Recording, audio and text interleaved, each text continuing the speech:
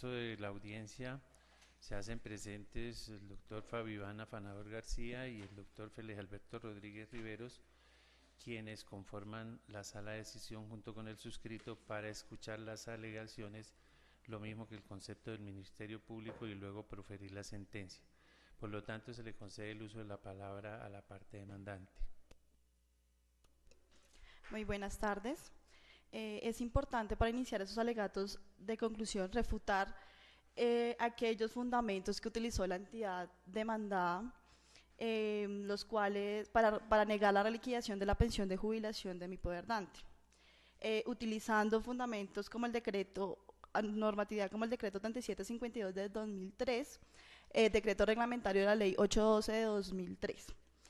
Decreto 3752 de 2003 que señala que la pensión de jubilación la cuantía de la pensión de jubilación equivale al 75% del salario promedio que sirvió de base para los aportes.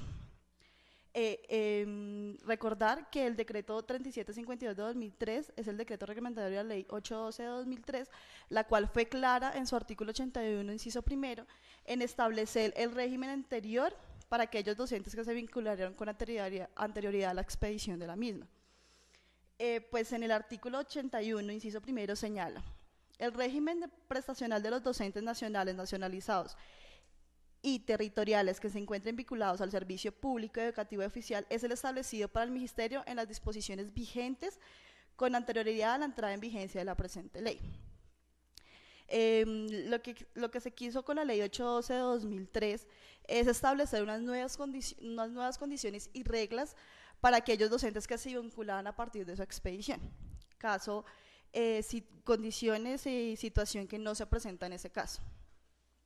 Ahora bien, es importante precisar que las pensiones de jubilación reconocidas en las mismas condiciones en las que se encuentra mi poderdante han sido reliquidadas con la totalidad de los factores salariales. Con la intención de poner fin con la situación de desigualdad que se venía presentando, la jurisdicción contenciosa administrativa profirió sentencia de unificación del Consejo de Estado el 4 de agosto de 2012, con magistrado ponente el doctor Víctor Hernando Alvarado Ardila, en donde se señaló que los factores salariales que se encontraban en la ley 33 y ley 62 de 1985 no eran taxativos, sino eran meramente enunciativos. En tal sentido, tomó los argumentos más sólidos dentro de esta sentencia, que me permito leer, son los siguientes. Abro comillas.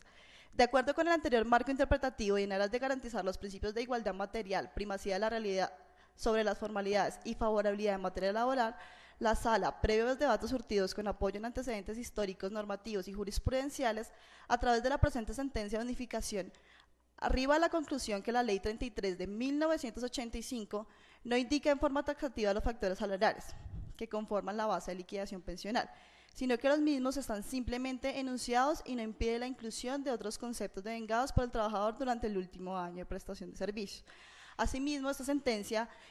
dio un concepto sobre lo que significaba factor salarial, y en tal sentido, factor salarial es todo aquello que percibe el trabajador de manera habitual y periódica como contraprestación directa de sus servicios. Me permito traer otra parte en cuanto trae este concepto que dice: independientemente de la denominación que se les dé, tales como asignación básica, gastos de representación, prima técnica, dominicales y festivos, horas extras, auxilio de transporte y alimentación, bonificación por servicios prestados, prima de servicios, incrementos por antigüedad, quinquenios, entre otros, solo para señalar algunos factores de salarios que se cancelan de manera habitual como retribución directa del servicio. Esta sentencia también trae consigo otro fundamento, es en cuanto al principio de favorabilidad establecido en el artículo 53 de la Constitución Política,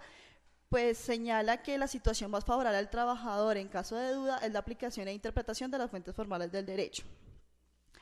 Es así que si existe algún tipo de contradicción entre normas y hay alguna que le es más favorable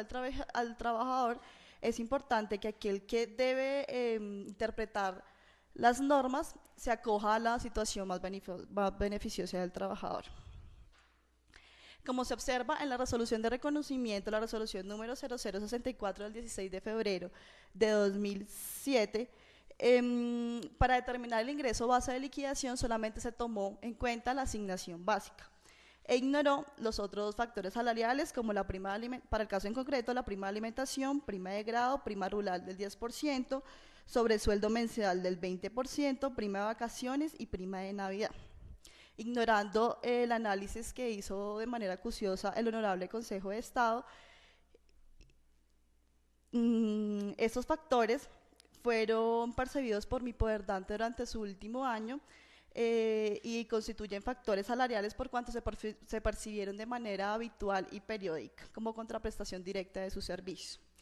En ese orden de idea, le ruego a este honorable despacho tenga en cuenta mis alegatos de conclusión y reliquide la pensión de jubilación de mi poder dante, con la inclusión de todos los factores salariales. Gracias. Nuevamente, pues menciono que se lamenta mucho la ausencia de la parte demandada, por lo tanto, en la parte resolutiva se definirá la posible sanción que le corresponda al apoderado de la misma. Se le da la palabra al Ministerio Público. Gracias, honorable magistrado. Presento un saludo cordial a los magistrados que integran la sala de decisión. En mi calidad de agente del Ministerio Público y en virtud del artículo 277 de la Constitución Política y del decreto 262 del año 2000, como garante de los derechos fundamentales y el ordenamiento jurídico, me permito expresar a continuación el concepto emitido dentro de este proceso, una vez ha sido fijado el litigio en la audiencia que culminó. En primera instancia, vale la pena advertir que el Ministerio Público comparte los argumentos de la parte demandante, tal como lo expuso tanto en el libelo como en los alegatos que acaba de concluir la apoderada del demandante. Y es en el sentido que obviamente al actor se le debe aplicar por remisión que hiciese el artículo 36 de la ley 100, la ley 33 del 85 y la ley 62 del 85 por ser beneficiario de este régimen de transición, y obviamente asimismo aplicarle las disposiciones de los decretos 1848 del 69 y 1045 del 78 en lo que hace relación a los factores que deben incluirse al momento de liquidar la pensión de jubilación. No haré referencia a los argumentos de la parte demandada, en tanto que la contestación de la demanda pues fue extemporánea y además no pudimos tampoco contar con los alegatos de la misma en la presente audiencia. De otra parte, el artículo 73 del decreto 1848 del año 69 establece que la cuantía para este tipo de casos en cuanto a la pensión mensual de jubilación deberá ser de un 75% con base en todos los factores que fueron objeto de ser devengados en el último año de estatus pensional. Y me referiré muy sumariamente a la sentencia de unificación proferida por el Honorable Consejo de Estado, teniendo en cuenta que la apoderada de la parte demandante pues ya hizo una alusión a fondo de algunos aspectos importantes y relevantes de la citada jurisprudencia o sentencia de unificación, que la reitero, es la 25.232,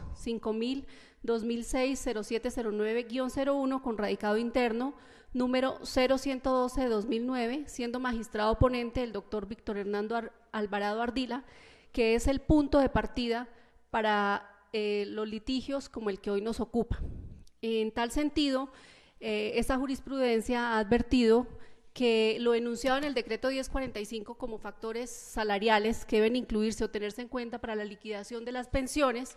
es meramente enumerativo, enunciativo, más no es taxativo, algo que nos conlleve a la realidad, es lo que realmente el trabajador devengó durante el último año de su estatus pensional. Para el caso en comento, obra a folios 38 a 40 la certificación expedida por la Secretaría de Educación de Boyacá, donde claramente deja entrever que entre junio del 2005 y junio del 2006, el señor Pedro Hipólito Higuera devengó, además de la asignación básica, que fue únicamente la tenida en cuenta por la entidad demandada para liquidar su pensión, devengó la prima de alimentación, la prima de grado, la prima rural del 10%, el sobresueldo mensual del 20%, la prima de vacaciones y la prima de Navidad, lo que lleva, como ya lo advertí inicialmente, a compartir los argumentos de la actora y a solicitarle a la honorable sala pues que se acceda a las pretensiones de la demanda y además de obtenerse la reliquidación de la pensión con los factores enunciados anteriormente, se realicen también los descuentos que no se hayan hecho en virtud del principio de solidaridad que debe operar en lo que se trata con el tema de seguridad social. En la oportunidad del caso, posteriormente, al final de la audiencia, dejaré la constancia para que, como bien lo señalaba el señor magistrado ponente, se requiera o se compulsen las copias de acuerdo a la valoración que dé la sala para que se investigue el proceder omisivo por parte de la entidad demandada al no contestar oportunamente la demanda, al no presentar una decisión de conciliación en la presente audiencia y además por la ausencia a esta audiencia tanto inicial como de alegaciones y fallo. Ese es el sentido de mi concepto, honorables magistrados. Gracias.